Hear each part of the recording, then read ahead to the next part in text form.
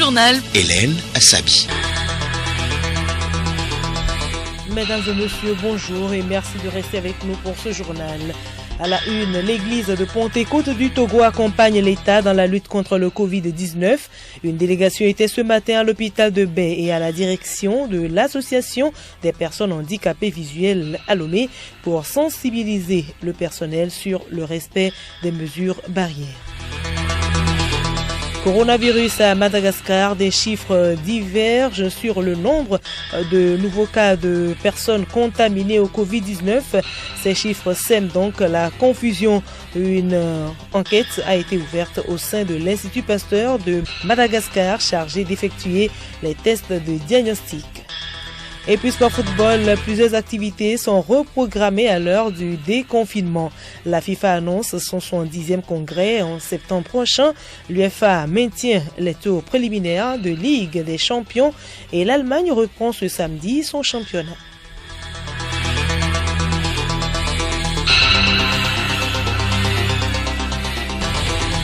Radiolomé.tg.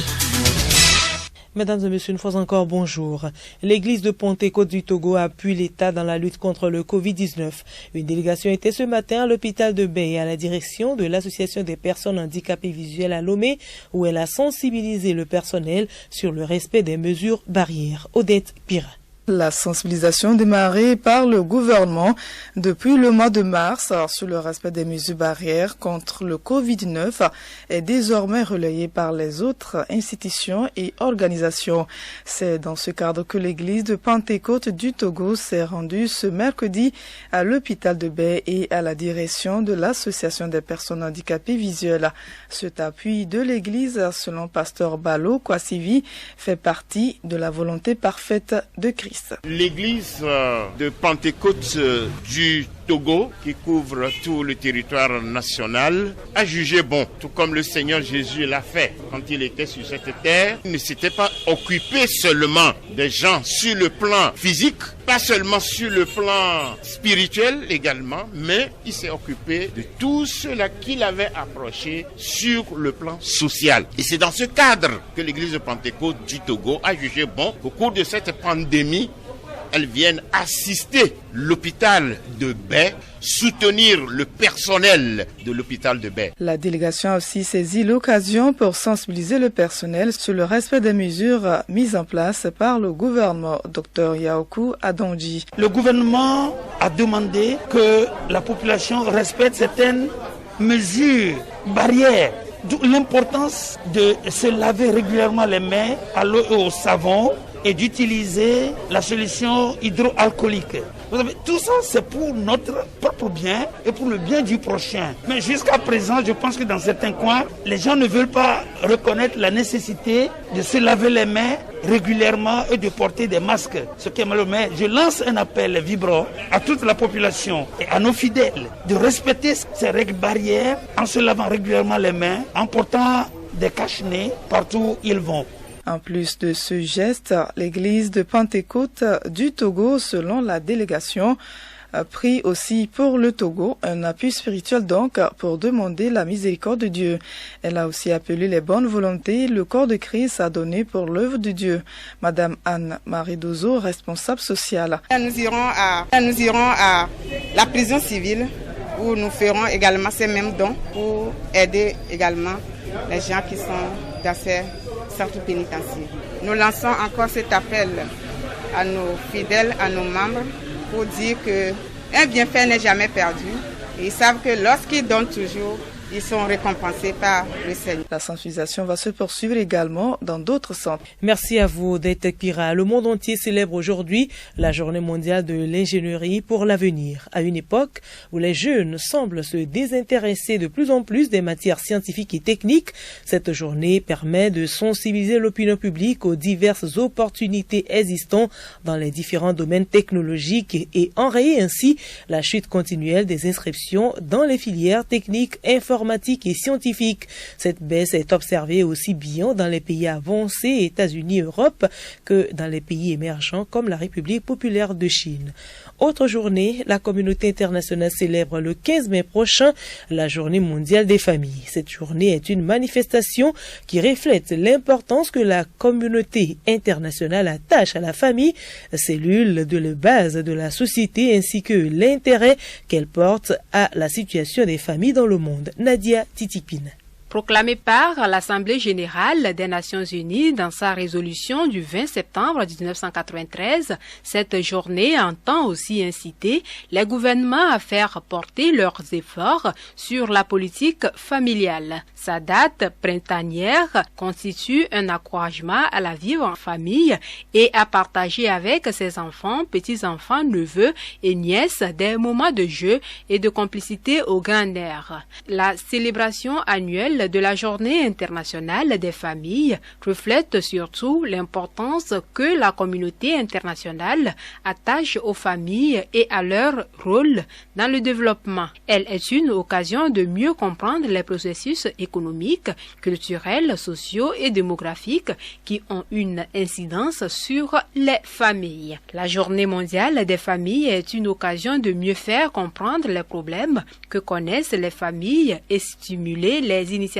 appropriées. Elle pourrait devenir un facteur de mobilisation puissant dans tous les pays qui cherchent à apporter une réponse aux problèmes qui se posent aux familles de chaque société. Elle offre également l'occasion de mettre en relief la solidarité qui unit les familles dans leur recherche d'une meilleure qualité de vie. Les familles sont à la fois bénéficiaires, mais surtout des agents de développement. Le rôle des familles dans le développement a été reconnu par le Sommet mondial pour le développement social dans sa déclaration dite de Copenhague. Le message de Copenhague sonne toujours vrai après un quart de siècle. Les buts et objectifs du développement social nécessitent des efforts continus pour réduire et éliminer les principales sources de détresse sociale et d'instabilité pour la famille et la société.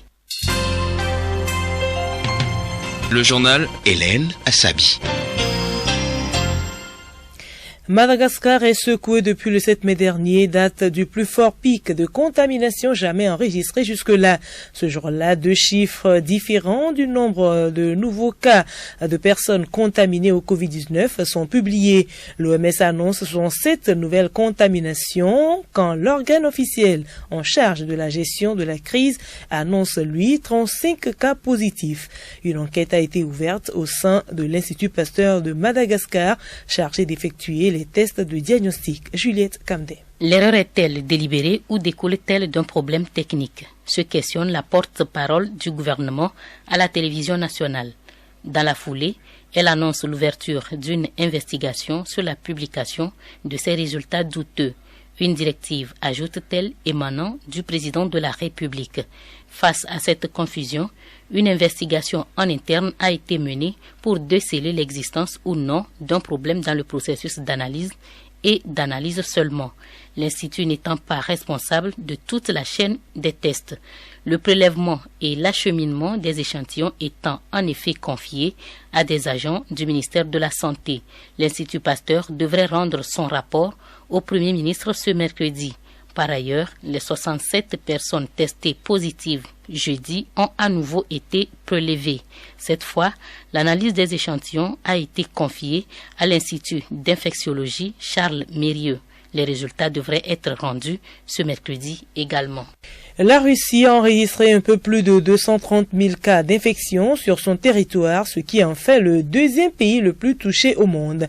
Loin derrière les États-Unis, mais devant l'Espagne ou le Royaume-Uni. Principale explication avancée par les autorités russes à ce grand nombre de cas enregistrés officiellement, le très grand nombre de tests effectués depuis la fin du mois d'avril. Près de 6 millions de tests ont été réalisés à ce jour. Et sans transition, nous poursuivons avec le magazine Santé Plus. La bonne alimentation constituée de légumes naturels et des fruits fortifie l'organisme et renforce notre système immunitaire, surtout en ces temps de virulence du coronavirus. Santé Plus nous parle ce mercredi des bienfaits de la papaye ordinaire ou sauvage. Alice Berthe Barantao. La nature nous offre divers fruits naturels propres à une alimentation saine et bio qui renforce au quotidien notre organisme et nous donne une santé parfaite. Nous choisissons de parler aujourd'hui de la papaye puisque c'est un fruit qui abonde beaucoup chez nous. Quel est ce type de fruit? Buffalo Lambert, nutritionniste à Lomé. Les fruits locaux, organiques, naturels ont une valeur nutritionnelle incroyable qu'il faut consommer. Donc, c'est la pharmacie à ciel ouvert. L'arbre même, c'est la pharmacie à ciel ouvert. Les graines, c'est des véritables médicaments. La peau, la papaye même qu'on mange, les écorces de la papaye, c'est des véritables médicaments. Attendez, de quel type de papaye s'agit-il?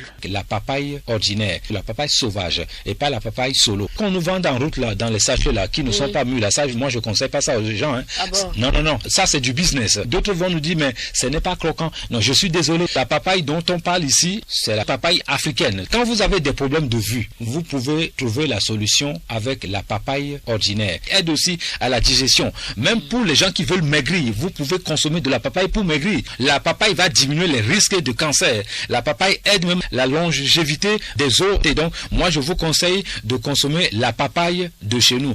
Si vous ne digérez pas bien, la papaye est là pour trouver la solution. Je parle toujours de la papaye sauvage. Si vous avez des problèmes au niveau du bas de ventre, la papaye est là aussi pour trouver la solution à ça. Autant de bienfaits lorsqu'on consomme de la papaye ou d'autres fruits que notre environnement nous en offre. Prenons l'habitude de les consommer pour notre bien-être. À mercredi prochain.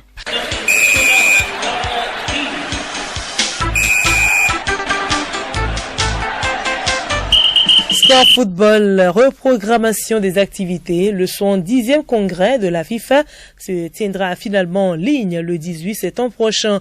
Ce congrès était prévu initialement en Éthiopie. Théophile Dandako. L'annonce a été faite hier. Le 70e congrès de la FIFA se tiendra en ligne le 18 septembre. Il devrait être précédé d'une réunion du Conseil, l'organe exécutif de l'instance, également en ligne. Début mars, la FIFA ou instance de gouvernance mondiale du football avait annoncé que le congrès prévu le 5 juin était maintenu à Addis Abeba en Éthiopie, mais reporté au 18 septembre en raison de la pandémie du coronavirus. Autre reprogrammation, le calendrier de plusieurs tournois a été dévoilé. Sous réserve de l'évolution du Covid-19, la Coupe du monde féminine des moins de 20 ans se tiendra au Costa Rica et au Panama du 20 janvier au 6 février 2021. Quant à la Coupe du monde féminine des moins de 17 ans, elle est prévue en Inde du 17 février au 7 mars 2021 et la Coupe du monde de futsal en Lituanie du 12 septembre au 3 octobre 2021. Football toujours, l'Union européenne de football association UEFA a clarifié sa position quant au prochain tour préliminaire de la Ligue des champions. L'instance européenne de football explique que pour l'instant, elle a décidé de ne rien modifier. L'UEFA n'a jamais envisagé de priver les champions nationaux de leur véritable droit d'essayer de se qualifier par le biais de performances sur le terrain pour la phase de groupe de la Ligue des champions, a déclaré l'instance de régulation. Elle tient tout de même à préciser qu'elle surveille actuellement l'évolution de la situation et tout impact potentiel sur le format des tours de qualification pour les compétitions interclubs de l'année prochaine. Malgré le bouleversement du calendrier des compétitions de football, l'UEFA tient tout de même à faire jouer les tours de qualification précédant les phases de poule de la Ligue des champions. Terminons cette page avec un tour en Allemagne. Depuis lundi dernier, toutes les équipes ont commencé leur semaine d'isolement obligatoire après avoir passé des tests de détection au Covid-19. Le championnat reprend samedi prochain et les matchs se joueront dans les stades à huis clos avec un nombre réduit d'officiels et de personnel. Toutes ces précautions sont prises pour réduire le risque d'infection. Voilà, ainsi se referme ce journal. Mais avant de nous quitter, voici le rappel des titres. L'église de Pentecôte du Togo accompagne l'État dans la lutte contre le Covid-19. Une délégation était ce matin à l'hôpital de Bey à la direction de l'association des personnes handicapées visuelles à Lomé pour sensibiliser le personnel sur le respect des mesures barrières. Et puis coronavirus à Madagascar, des chiffres divergents sur le nombre de nouveaux cas de personnes contaminées au Covid-19 sèment la confusion. Une enquête a été ouverte au sein de l'Institut Pasteur de Madagascar, chargé d'effectuer les tests de diagnostic.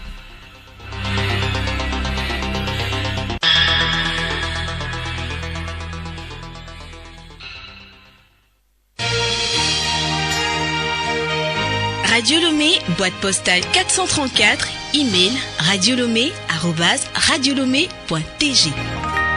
radiolomé.tg